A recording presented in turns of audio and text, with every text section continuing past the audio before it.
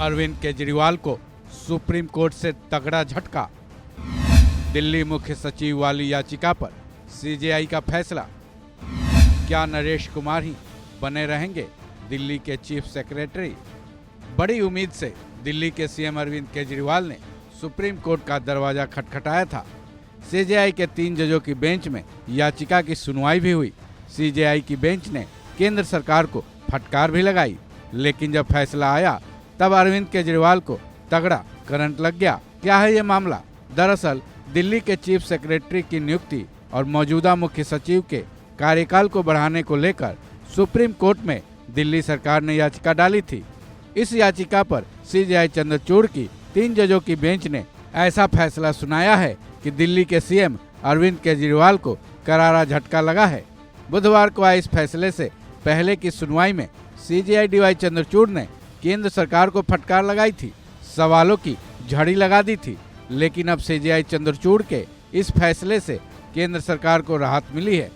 सवाल ये है कि दिल्ली के मुख्य सचिव नरेश कुमार का कार्यकाल बढ़ेगा या फिर दिल्ली में नए चीफ सेक्रेटरी की नियुक्ति होगी। चलिए जानते हैं सीजेआई का क्या फैसला रहा। सीजेआई डीवाई चंद्रचूड़ की बेंच के फैसले के मुताबिक दिल्ली के मौजूदा चीफ सेक्रेटरी नरेश कुमार आगे भी अपने पद पर बने रहेंगे, क्योंकि सीजेआई की बेंच ने उनके कार्यकाल को बढ़ाने की परमिशन दे दी है। सीजेआई की बेंच के इस फैसले के बाद अब अगले 6 महीने तक आईएएस नरेश कुमार मुख्य सचिव के पद पर कार्यरत रहेंगे। सीजेआई के इस फैसले के तुरंत बाद केंद्र सरकार ने इसके लिए बुधवार को ही नोटिफिकेशन भी जारी कर दिया है।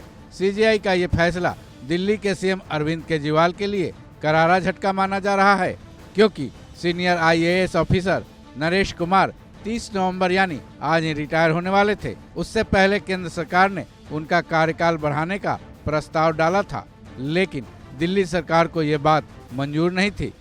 फिर उसने इस मामले में सुप्रीम कोर्ट का दरवाजा खटखटाया था, लेकिन सुप्रीम कोर्ट से केंद्र सरकार को ही इस प्रस्ताव को हरी झंडी मिल गई। हालांकि इस मामले में सीजेआई की बेंच ने केंद्र सरकार को फटकार भी लगाई थी, लेकिन बुधवार को सुनवाई के दौरान इस प्रस्ताव को मंजूरी देने के पीछे कुछ वजहों को बताया गया। सीजेआई की बेंच ने कहा कि दिल्ली के मुख्य सचिव के कार्यकाल का विस्तार पहली नज़र में देखा जाए तो वैध है, क्योंकि चीफ सेक्रेटरी अपॉइंट करने का अधिकार केंद्र सरकार के पास है। वहीं चीफ सेक्रेटरी के कंधों पर दिल्ली सरकार का एडमिनिस्ट्रेटिव कंट्रोल का भार होता है। वहीं दिल्ली सरकार के पास पुलिस, भूमि और पब्लिक ऑर्डर का अधिकार नहीं है। ऐसे में जीएनसी-टीडी अधिनियम की वैधता और इलेक्ट्रिसिटी डिस्ट्रीब्यूशन का मुद्दा संवैधानिक पीठ को उठाना ही होगा।